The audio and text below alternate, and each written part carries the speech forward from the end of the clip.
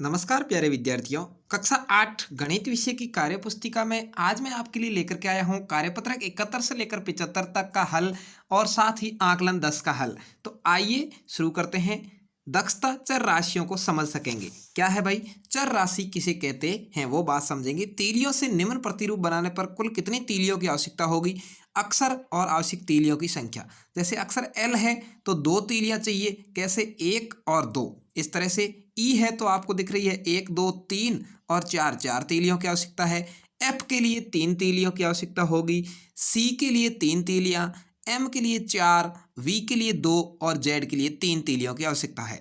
अगला है तीलियों से निम्न प्रतिरूप बनाने पर कुल कितनी तीलियों की आवश्यकता है बताएं।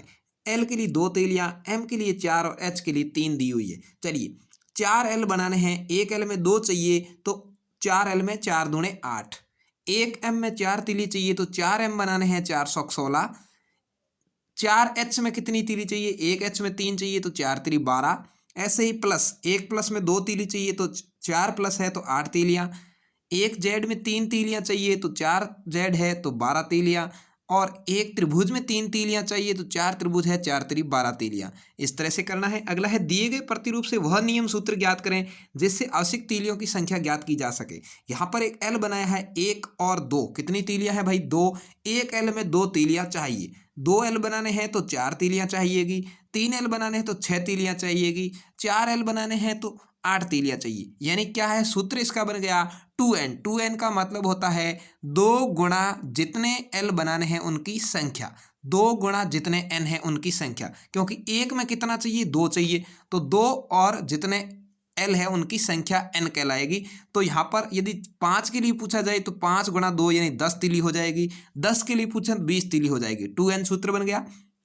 यहाँ पर आप देख रहे हैं त्रिभुज में 3 तीलियां हैं। कितनी हैं? 3। तो इसका सूत्र हो जाएगा 3n। यानी अपने को 5 त्रिभुज का पूछे तो 3 का 5 से गुणा कर देंगे, 5 3 15। इस तरह से यहाँ पर ये देखो ध्वज बनाया है। ध्वज में 1 2 3 और 4 तीली चाहिए। एक ध्वज में कितनी तीलियां हैं? 4। तो इसका सूत्र हो जाएगा 4n। क्या हो जाएगा? 4n। अगला यहाँ पर आप देख रहे हैं इस तरह से त्रिभुज को आगे बढ़ाया है। 1 2 3 और 4 तीली। एक में कितनी है? 4 तीली है तो इसका सूत्र भी हो जाएगा 4n। यहाँ पर ऐसे ही आपको कहा जाए ऐसे ही 10 आकृति बनानी है तो आप 4 का गुणा 10 से कर देंगे यानी 40 तीलियों की आवश्यकता होगी। ठीक है, तो इस तरह से अगला है दिए गए प्रतिरूप से वह नियम सूत्र ज्ञात करें जिससे आवश्यक तीलियों की संख्या ज्ञात हो सके। वही सेम पीछे वाले सवाल का जैसा ही सवाल है। यहाँ सी बनाया है, 1 2 और 3 तीलियां चाहिए एक में। तो यहाँ पर इसका सूत्र हो जाएगा 3n। क्या हो जाएगा? जितना एक में चाहिए उतने के पीछे n लगाना है। n का मतलब कितनी संख्या है उससे गुणा। t के लिए 2 तीली चाहिए तो 2n, u के लिए 3 तीली चाहिए तो 3n, z के लिए भी 3 तीली चाहिए तो 3n। इस तरह से सूत्र बन जाएगा। तो ये था आपका कार्यपत्रक नंबर 71 यानी चर राशियों की समझ कि उसमें कितनी संख्या चाहिए। अगले कार्यपत्रक की ओर बढ़ते हैं। 72 नंबर। दिए गए बीजक व्यंजकों के लिए कथन लिखना है। बहुत ही आसान है। x plus 10। पहला है x प्लस 10। तो गीता के पास कुछ आम है। कुछ आम मतलब x आम है। रमेश ने उसे 10 आम और दे दिए तो प्लस हो गए, जुड़ गए उसके। ठीक है, पहले उसके पास x आम थे फिर 10 आम और दे दिए तो x प्लस 10। इस तरह से बन गया। तो अगला पूछा है t माइनस 2। क्या पूछा है भाई? t minus 2। तो आप इस तरह से लिख सकते हैं रौनक के पास कुछ पैसे थे। कितने पैसे थे? t पैसे। उसमें से उसने 2 रुपये खर्च कर दिए तो क्या हो गए? कम हो गए तो -2। टी -2। तो रौनक के पास कुछ पैसे यानी टी पैसे थे, उसने 2 पैसे खर्च कर दिए, 2 रुपये खर्च कर दिए तो -2 हो जाएगा। अगला है m/3। m/3 का मतलब है भाग। बटों में है तो भाग होगा। कुछ वस्तुओं को 3 लोगों में बराबर बांटना है। क्या है? कुछ वस्तुएं m है और 3 लोग हैं ये, यानी इनको बराबर बराबर बांटना है तो बांटने को भाग कहते हैं। तो m/3 का हो जाएगा। अगला है किसी संख्या के 5 गुणे में 2 कम। 5 गुणा का मतलब है 5x। कोई संख्या x है उसका 5 गुणा मतलब 5x और उससे 2 कम तो -2। ठीक है, तो 5x -2 बन जाएगा। अगला है y/2। तो इसमें भी यही है कि 2 का भाग लगाना है। किसका? 2 का भाग लगाना है। यानी 2 का भाग लगाते हैं मतलब आधा करते हैं। क्या करते हैं? आधा। तो कविता ने अपने हिस्से में से आधा हिस्सा दे दिया, या आप कहेंगे कविता के पास y आम थे, उसने 2 जनों में बराबर बराबर बांट दिए। ठीक है, अगला है 2x प्लस 5। तो ये तो इसके जैसा ही है। यहाँ पर माइनस था, यहाँ प्लस है। किसी संख्या के दोगुने में 5 को जोड़ना, क्योंकि दोगुने का मतलब है 2x और प्लस 5 को जोड़ना है, ठीक है। तो 2x + 5 हो जाएगा। अगला है, यदि रीना द्वारा पहाड़ की चोटी तक पहुंचने के लिए तय किए गए कुल कदमों की संख्या मीना के द्वारा तय किए गए कदमों की संख्या के 4 गुने से 10 कदम ज्यादा है, तब x चर का प्रयोग करके रीना द्वारा तय किए गए कुल कदमों की संख्या को दर्शाइए। क्या है भाई, मीना के द्वारा तय किए गए कदम कितने हैं, x, क्योंकि x चर का प्रयोग करना है। तो मीना ने कितनी दूरी की, x कदम दूरी तय की, ठीक है। अब रीना द्वारा तय की दूरी क्या है, संख्या के 4 गुणे, तो x का 4 गुणा क्या हो जाएगा, 4x, और 10 कदम ज्यादा है तो +10, तो 4x + 10 हो जाएगा। अगला है, सीमा अपनी छोटी बहन सरिता से 4 वर्ष बड़ी है। कितने वर्ष भाई, सीमा है वो 4 वर्ष अपनी बहन सरिता से बड़ी है। सरिता की आयु m वर्ष है, सरिता की आयु कितनी है, m वर्ष। तो सीमा की आयु क्या होगी, सीमा की आयु हो जाएगी 4 वर्ष, वो बड़ी है किससे, m से, यानी सीमा से, तो m + 4 हो जाएगा। इस तरह से आपको व्यंजक बनाने आने चाहिए और व्यंजक को हल करना भी आना चाहिए।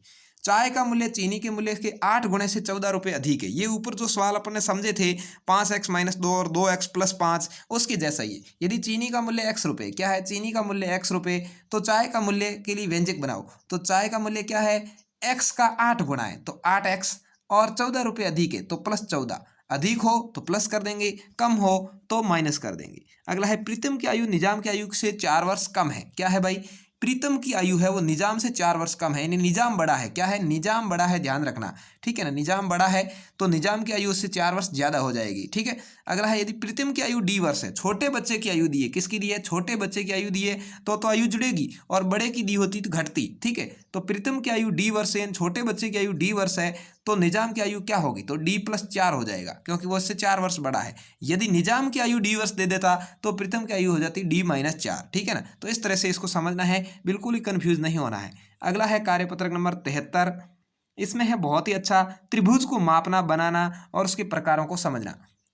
बहुत ही आसान सवाल है। दी गई त्रिभुज की भुजाओं के आधार पर उसके प्रकार बताने हैं। यहाँ पर 4 सेमी, 5 सेमी, 3 सेमी, तो जिसमें सभी भुजाएं अलग अलग माप की हो, विषम बाहु त्रिभुज कहलाता है। यहाँ देखिए 5 सेमी, 5 सेमी, दो भुजाएं एक जैसी है, यहाँ 7 सेमी अलग है, तो समद्विबाहु त्रिभुज कहलाएगा। कैसा, समद्विबाहु।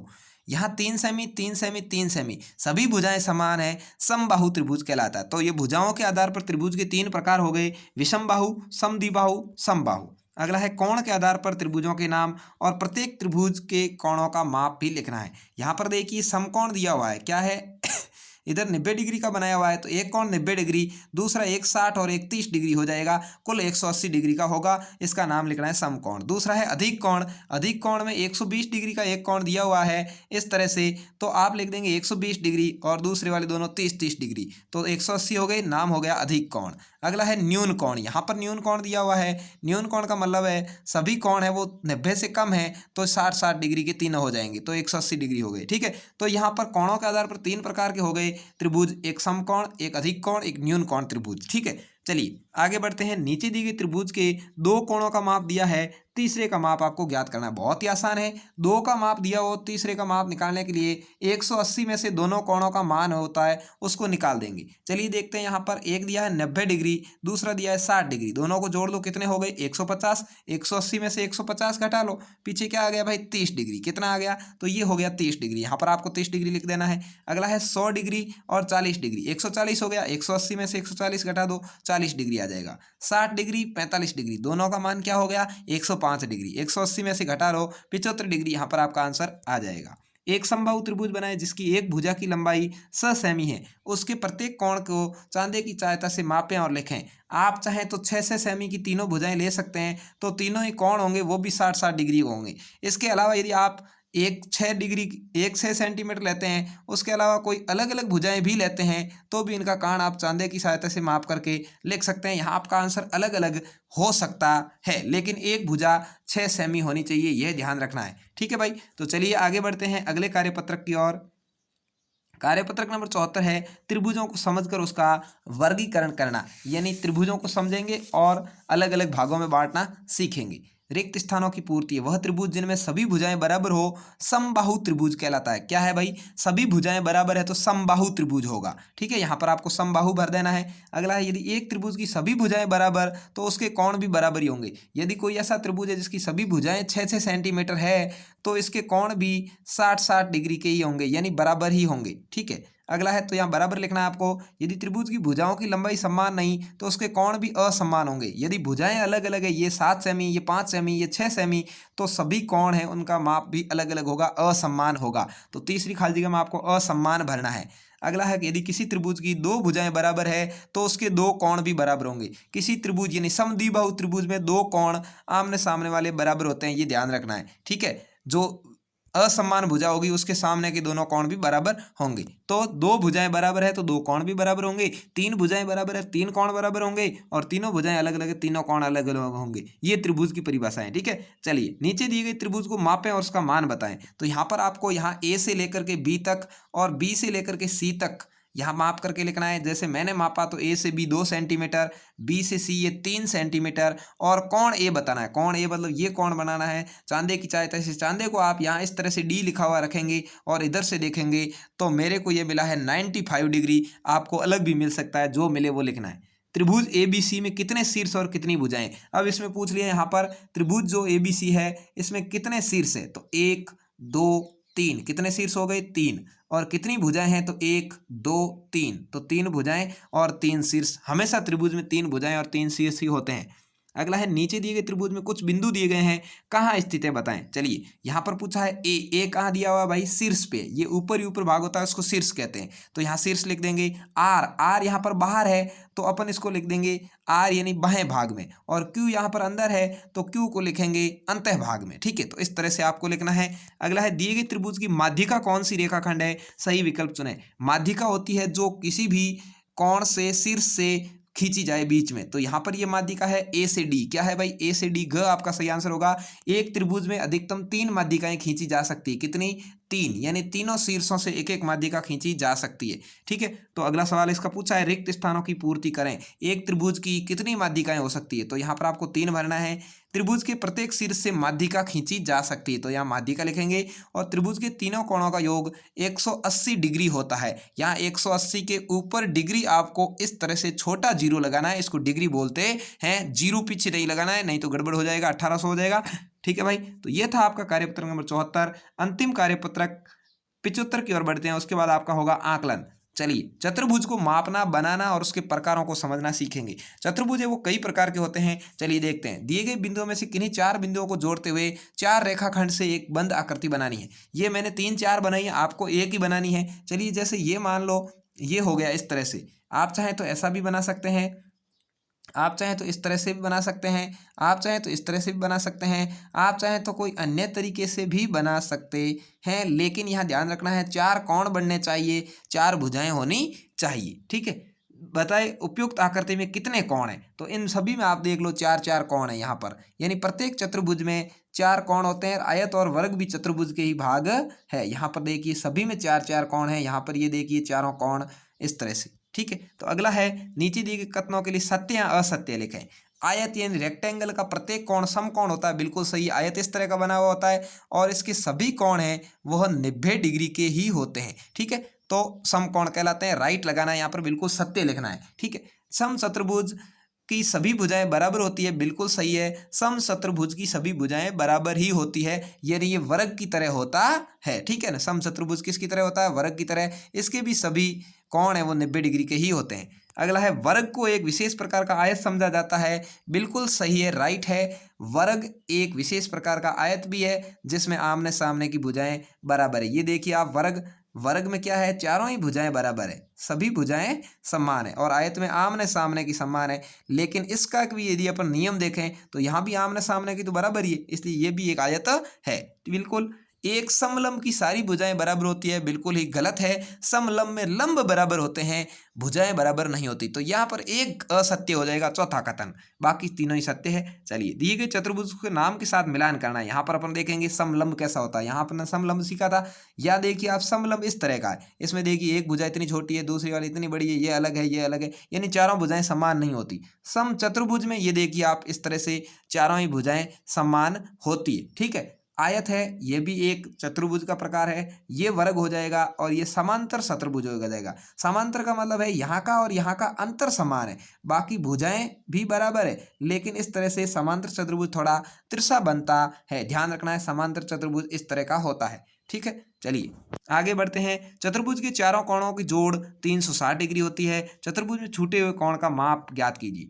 यानी चतुर्भुज के चारों ही कोण होते हैं, उसका योग होता है 360 डिग्री। तो यहाँ देखिए 105 दिया हुआ है, 75 दिया हुआ है, 100 दिया हुआ है, तो सभी को जोड़ दिया मैंने, हो गया 280। 360 में से 280 घटाएंगे तो ये आ गया 80 डिग्री। कितना आ गया? 80 डिग्री आ गया। अगला देखते हैं, यहाँ पर 102 डिग्री दिया है, 72 डिग्री दिया है, 78 डिग्री दिया है, तीनों को जोड़ लो 252। 360 में से घटा लो 108 डिग्री, तो यहाँ आपका आंसर हो गया 108 डिग्री। यहाँ देखिए 71 डिग्री, 71 डिग्री आमने सामने के बराबर है, तो इधर भी आमने सामने के बराबर होंगे, तो 71 71 दोनों को जोड़ लो, कितने हो गए? 142। 360 में से घटा दो पीछे 218। 218 में ये 2 है इधर और इधर वाला, तो इसमें 2 का भाग दे दो, एक आ गया 109 डिग्री का, तो दोनों ही 109 109 के हो जाएंगे। ठीक है, इस तरह से। अगला है, दिए गए चतुर्भुज का नाम बताइए। तो यहाँ पर देखिए आप चारों ही भुजाएं बराबर है, तो ये वर्ग है इसका वर्ग लिखेंगे। यहाँ आप देख रहे हैं लंब बराबर है, तो ये समलंब होगा। यहाँ पर आप देख रहे हैं आमने सामने की भुजाएं बराबर है, लेकिन थोड़ा तिरछा है, तो आयत नहीं है, क्या है? समांतर चतुर्भुज है, अंतर समान है यहाँ का। ठीक है, और यहाँ पर ये आयत है, क्योंकि आमने सामने की भुजाएं भी बराबर है, और ये सीधा भी है, तिरछा भी नहीं है, तो ये आयत हो जाएगा। इस तरह से ये था आपका कार्यपत्रक नंबर 75, यानी चतुर्भुज से संबंधित। इसमें अपन ने सीखा त्रिभुज से संबंधित, इसमें सीखा और सीखा बीजीय व्यंजक से संबंधित। तो चलिए इसका आपके आकलन ले लेते हैं कि आपने कितना सीखा है। आकलन नंबर 10, रेखाखंड, रेखा और किरण को रिक्त स्थान में लिखिए। रेखाखंड किसे कहते हैं, रेखा किसे कहते हैं, किरण किसे कहते हैं, सभी बातें मैं आपको समझाने वाला हूँ। ये देखिए यहाँ पर दो बिंदुओं के बीच जो स्थित है उसको रेखाखंड कहते हैं। रेखाखंड को बढ़ाया नहीं जा सकता, इसका माप होता है। तो दो बिंदुओं के बीच में कोई लाइन खींची जाती है उसको रेखाखंड कहेंगे। किरण, ये देखिए एक तरफ तीर का निशान है, यानी ये रेखा एक तरफ से तो किरण फिक्स है, लेकिन दूसरी तरफ कितनी भी दूर जा सकती है, उसको किरण कहते हैं। इसका माप संभव नहीं है। तीसरा, यहाँ फिर रेखाखंड दिया है इसने, तो इसका नाम रेखाखंड लिख देंगे। और चौथे में दोनों तरफ तीर है, इसको कहते हैं रेखा। रेखा को दोनों तरफ बढ़ाया जा सकता है। तो यहाँ रेखा, किरण और रेखाखंड में क्या अंतर आपको समझ में आया? यहाँ रेखाखंड है, इसको बढ़ाया नहीं जा सकता, माप तय है, दोनों ही रेखाखंड आप देख लीजिए। किरण है, एक तरफ कितना भी बढ़ाया जा सकता है, एक तरफ तीर होता है, एक तरफ बिंदी है। ठीक है, और रेखा है, उसको दोनों तरफ बढ़ाया जा सकता है। तो दोनों तरफ बढ़ती है वो रेखा, एक तरफ बढ़ती है वो किरण, और फिक्स होता है वो रेखाखंड। ठीक है, चलिए दिए गए त्रिभुजों की कोई एक माध्यिका खींचिए। तो यहाँ पर आप चाहे तो यहाँ से खींच सकते हैं, चाहे तो यहाँ से खींच सकते हैं, चाहे तो यहाँ से खींच सकते हैं, तीनों में से कोई एक खींचनी है। मैंने यहाँ बीच वाली खींची है, आपको दिख रही है। ठीक है, इसमें भी मैंने ये बीच की खींची है, आप चाहें तो इसकी इससे खींच सकते हैं, इसकी इससे खींच सकते हैं, तो तीनों में से कोई भी एक आपको खींचनी है। ठीक है, चलिए अगला है, निम्नलिखित बीजीय व्यंजकों के लिए कथन लिखना है। यहाँ है Z/2, नीतू ने अपना आधा भाग दे दिया, या नीतू के पास कुछ आम थे, उन्होंने उसको 2 जनों में बराबर बांट दिए। P-1/2, दी गई संख्या में से आधा घटाना है। क्या है? P में से आधे को घटाना है, माइनस है, तो बिल्कुल दी गई संख्या में से आधा घटाना। अगला है x + 2x, किसी संख्या में उसी संख्या का 2 गुना जोड़ना। यानी कौन सी संख्या? x में उसी संख्या का यानी 2x जोड़ना है, दुगुना जोड़ना है। ठीक है, तो इस तरह से लिख देंगे। अगला है, दिए गए त्रिभुजों के नाम कोण के आधार पर लिखने हैं। तो यहाँ आप देख रहे हैं 60-60 डिग्री के तीनों ही हैं, तो क्या हो जाएगा? न्यून कोण। कोण के आधार पर लिखने हैं तो न्यून कोण, समकोण, अधिक कोण का ध्यान रखना है। भुजाओं के आधार पर लिखने हैं तो समबाहु, विषमबाहु और समद्विबाहु का ध्यान रखना है। यहाँ देखिए एक 90 डिग्री का है तो समकोण हो जाएगा, और यहाँ एक 120 डिग्री का है, मतलब बड़ा है 90 से, तो अधिक कोण हो जाएगा। ठीक है, इस तरह से। अगला है, कॉलम ए और बी का मिलान करना है। 4 समकोण वाला समांतर चतुर्भुज आयत कहलाता है, जिसमें समान अंतर हो। चार बराबर भुजाओं वाला समांतर चतुर्भुज वर्ग कहलाता है। चारों बराबर भुजाएं आते ही सीधा वर्ग का ध्यान रखना है। चार समकोण वाला सम चतुर्भुज कहलाता है। इसको इससे मिला देंगे तो ये हो गया आपका आकलन 10 तक के कार्यपत्रक और आकलन। अब इसके बाद होगा आपके मध्यावधि मूल्यांकन, जिसकी अभी डेट नहीं आई है, उसका वीडियो भी मैं आपके अपलोड कर दूंगा, आप उसको देख लेना। और जैसे ही नवंबर में आपके मध्यावधि मूल्यांकन यानी मिड लाइन असेसमेंट होंगे, वहाँ आप अच्छे नंबर ला करके अपने कक्षा स्तर को प्राप्त कर पाएंगे। और अनिल क्लासेज यूट्यूब चैनल को जरूर सब्सक्राइब कर लें, बेल आइकन दबा दें, जिससे आपको ऐसे ही वीडियो मिलते रहेंगे। और कक्षा 8 के बोर्ड परीक्षाओं के मोस्ट प्रश्नों के जो वीडियो हैं वो भी मैं आपके लिए लेकर आऊँगा, जिसमें इंग्लिश, गणित, हिंदी, विज्ञान, सामाजिक और संस्कृत सभी सब्जेक्ट के मॉडल पेपर होंगे, जिससे आपको बोर्ड परीक्षा में बहुत बढ़िया हेल्प मिलने वाली है। धन्यवाद। जय हिंद। वंदे मातरम।